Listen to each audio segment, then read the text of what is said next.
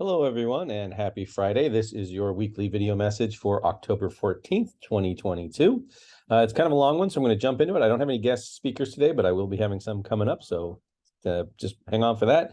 But starting off with our shout out and recognitions, we definitely have a bunch here. We wanted to throw a shout out to Tony Hopkins, who is our paraprofessional who's getting the smoothie shop up and running.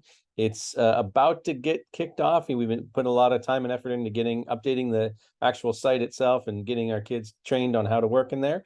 So hopefully that's going to be going up this very soon if it hasn't already. Also, I want to thank there was a thank you to the marching band and color guard students for an amazing performance at FUHSD Expo on 10/1. A person said, "What a fantastic night of great music and entertainment." Also, thank you to the many parent volunteers who work so hard on this event. So yeah, that is a parent heavy group. Thank you to all their good work, and again to our teachers, John and Ben, who did a great job there as well, and all the coaches. There's probably way too many to name. Then also there is a thank you to Toby Mockler for helping us. That was the music people preparing for Expo. Your suggestions and loan of equipment were very helpful. I'd also like to send a shout out of thanks to the custodians who were on site on October 1st, and those were C. Garcia, Claudio Gill, and Trung To. And according to the person who entered this, they went out of their way, to make sure bathrooms were open, supplies in place, basically that we had everything we needed. Convey our thanks and appreciation. And then finally, there was another shout out to those helping with the homecoming activities. A lot of great work, and they love the parade. And who doesn't love a parade? So thank you for all of that. Moving on to our questions and concerns. There was one, this actually came last week, but it came towards the end of the week, and I didn't get a chance to get it in last week's video. So sorry about that.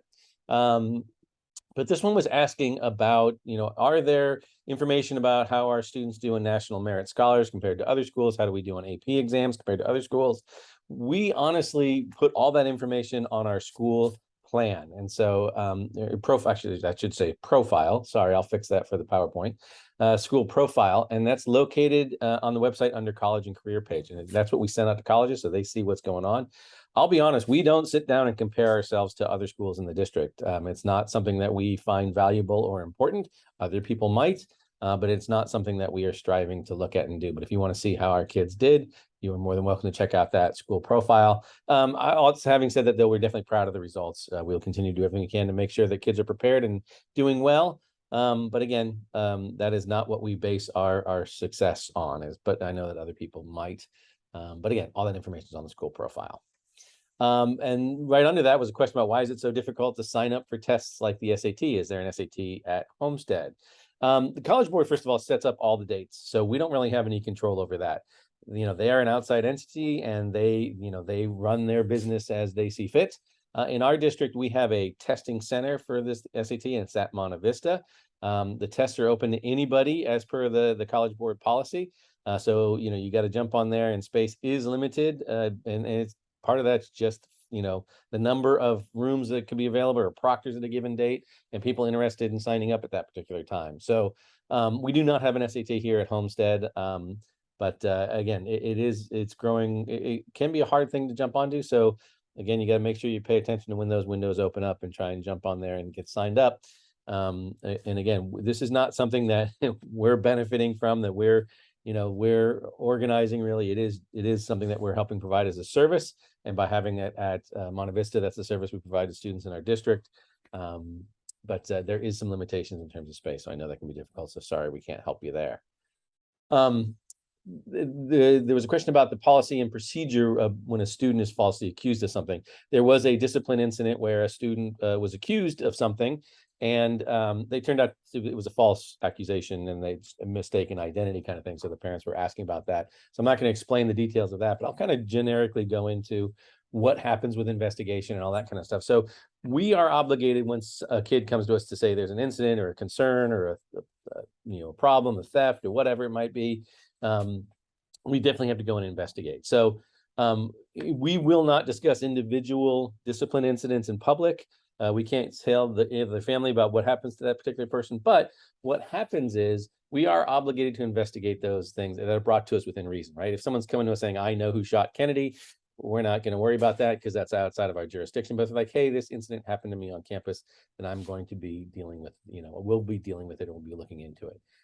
We will do things like interview the students, review the camera footage from the security cameras, We may take statements from the students. We may ask them to look through our photo books, and we have these books that come to us from the photographer that has everybody's school picture in it. Sometimes we use that to try to identify kids that we've seen, or they allow folks to do that. There's a variety of different ways we try to gather information, like where was the kid, what were they wearing, all those kinds of things. And it's just like with any system like this, there sometimes some kids do get falsely accused, and it's just an accident. They maybe look similar to the other kid, or maybe they're, they didn't get a really good look at them, and that's kind of what their memory is telling them is. So, but if we don't have any evidence, we don't proceed with discipline. For instance, if you say, oh, this kid did it, we don't just automatically assign that kid a consequence based on the fact that your student or a parent or a staff member said they did it. We go and investigate, and we take a look into it. If we don't have any evidence, we don't do the discipline. Sometimes we have to make some best guesses, but we try to have as much evidence as possible. If the student was falsely accused by somebody, and it was done on purpose to try and mess with them or harass them or whatever, then we actually can proceed with discipline on that. We have done that, and it's rare, but we have done that. Kid says, oh, this kid, has been threatening me and doing all kinds of stuff, and it turns out it was the other kid doing it, or that was not it at all. They're just mad at them because, they used to be boyfriend and girlfriend or whatever. So we can, if there's a malice in what that kid is doing, we will definitely answer disciplines there. It can't be easy when anyone's falsely accused. So sometimes that may leave a bad taste in the parent's mouth or the student's mouth. And what happens is we would continue to chat with that student if they have issues. If we can't help satisfy some of their concerns, then we might refer them to our school-based therapist, who is Sarah Lloyd. And if you don't know Sarah Lloyd, she's a great resource. So she's someone you can email if your kid is having, concerns or struggles or anything in regards to social emotional type stuff. And so again, if it's an academic issue, you'd want to email counselors or even an administrator. But Sarah Lloyd's kind of a neutral area. She's a school-based therapist. She's a licensed marriage and family therapist. So she would work with any of our students that get just referred to her off the street, and can be a good resource for them. They can drop in and see her and make appointments with her as well. So again, we don't like it when the student's falsely accused. We get that. We try to apologize and move on, but sometimes it sticks. And so we try to provide some supports there.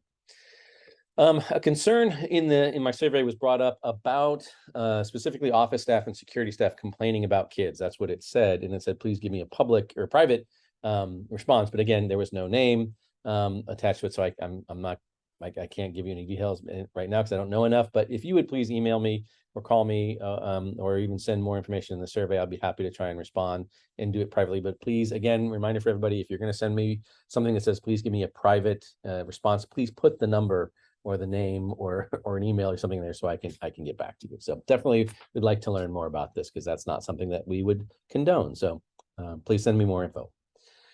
There was a question about field trips, and it was regarding carpool drivers. Are carpool drivers cleared by the district? And so there's kind of a yes and no answer here. So let me try and, again, organize this as best I can. But if a school organizes the trip and carpools, then we, like, for, let's say you're going out of town far away, you're going down to San Diego or up to Sacramento or something like that, something that's not close. We would say, yeah, we're probably going to organize some carpools. And if we do that, we have the drivers fill out a form that's a proof of insurance. It's not a background check like we do for our volunteers, but it is that they're insured and properly, they have a good driving record, that kind of stuff. So that would go there. If the school is organizing a trip that requires private drivers or kind of a meet at the site, maybe it's not quite as far away as Sacramento. It's a kind of a day trip. It might be farther than you want, but and you don't want your student driving. But if it's saying, okay, we're going to meet over there, then the assumption is that the parent is going to be driving the student. So we wouldn't be checking for insurance on that part, because it's your kid that you're driving. This question that kind of came up was that maybe there were carpools that were created out of a particular event. And so if the families or students organize their own carpool, we don't have any control of that. Like, again, let's say I organize a trip to San Francisco for my class, and I say we're going to meet there, and parent A says, hey, I can't go, can you take my student? And parent B says, sure. That's a private conversation that you guys have in an agreement. So that's not something that the school would do. But again, if we're organizing those carpools, we would definitely do it. This all kind of stems from the fact that buses are very, very expensive. And so they're also kind of a waste of a resource in that they're expensive. You drive an hour to San Francisco, the bus sits there the whole time, and you go do your event, and then you come back and you get back on the bus and you go. So they were maybe only driving for 2 hours, but you had to rent them for the full 9. Sometimes the trips are really, really big and you have to go with buses. Sometimes they're really small, so you don't want to spend that much money on it. Sometimes you're trying to keep the cost down. So there's a lot of reasons why you may or may not use a bus.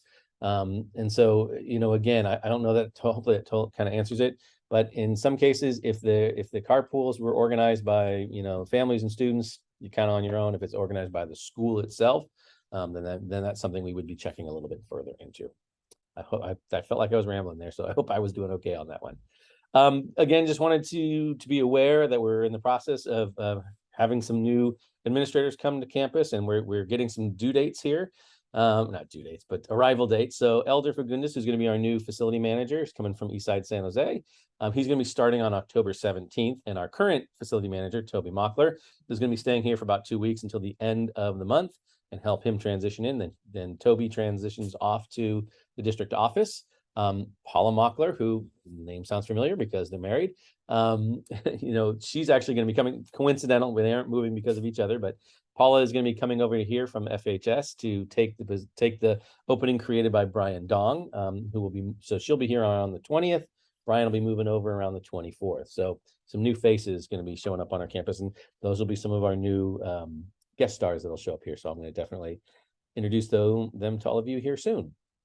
Wanted to get out some traffic reminders because there was a couple things that have been going on. So if you've been driving on Homestead, you will have noticed that there's some new stanchions that are placed along Homestead Road, and these are to protect the green bike lanes. We did not put these in. This is a city thing, although we are definitely in support of it. This will also mean that you really can't pull in right there and drop off kids on the street because A, it's illegal, B, it's unsafe. You're cutting off bikes and all that kind of stuff. So please don't try to squeeze in or run over them, that kind of thing. Please make sure that you are being respectful of those areas that are trying to provide a safety barrier for our students. We are still seeing when we're out there, and we're also getting reports of our parents or students or whomever they are using neighbors' driveways, pulling in and out. Please don't do that. Please be good neighbors and stay off their property. It's already hard enough living across from a high school and down the street from a middle school. So cut those folks a little bit of a break and not use their particular driveway and stuff. And so this is also something that's kind of a bit concerning. I'm not sure why it's happening more this year than other years, but our student lot only has one entrance and one exit. So the entrance is on the driveway closest to 7-Eleven. The exit is the one nearest the Innovation Hub. We're seeing a lot of people coming up coming in through the exit. And so that can create some real serious issues because that's a busy place, and people may not be looking for a car coming that direction. So again, please do not use please use the exit for the exit and the entrance for the entrance. So those are your traffic reminders for the week.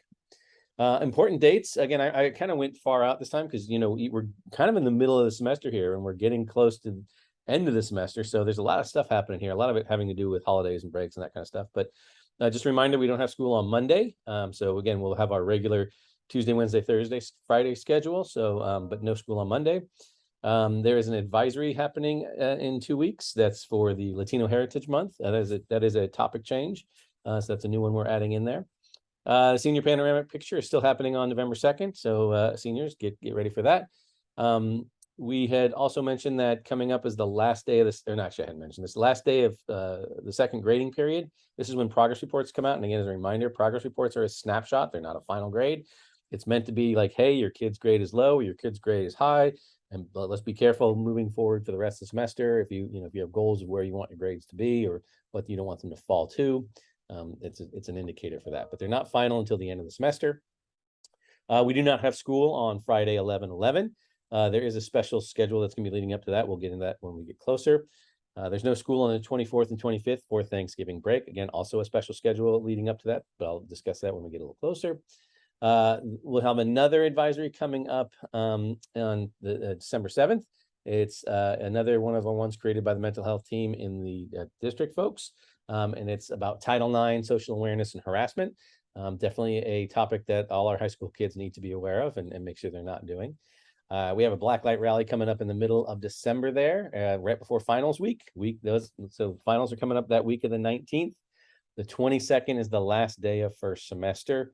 And our break goes from the 23rd to the 8th, if those of you who are trying to plan some holiday time away with your students. And then we return back for second semester on January 9th, which is my mother's birthday. So I'll be thinking about her on that day. So again, there's a lot of stuff coming up. Just wanted you to start dotting your calendars and making sure that you're seeing that and being aware of it. But Again, appreciate you hanging in there for this one. It was all information heavy. If you have any questions or comments, though, or you have other questions or comments that you need answered, please send it in that survey, and I'll be happy to answer them. Have a great weekend, and we'll see you soon.